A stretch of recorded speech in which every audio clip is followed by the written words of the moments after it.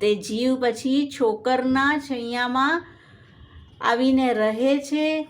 કારણ કે ત્યાં એવા દર્શન તેને થઈ જાય છે કે છોકરના વૃક્ષની નીચે શ્રી વલ્લભ પોઢ્યા છે, દમલાજી ચરણ સેવા કરી રહ્યા છે, અને વૃક્ષની પાછળ ઉભેલા શ્રી ઠાકોરજી દમલાજીને એટલે કે લલિતાજીને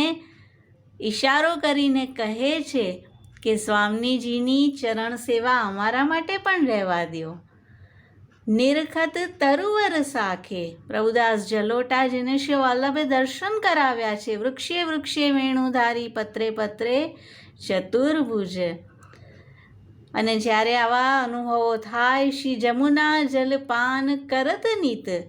સ્વામીની સ્વરૂપે આદિદૈવિક સ્વરૂપે ઠકરાની ઘાટ પર રહેલા શ્રી યમુનાજીનું તે જીવ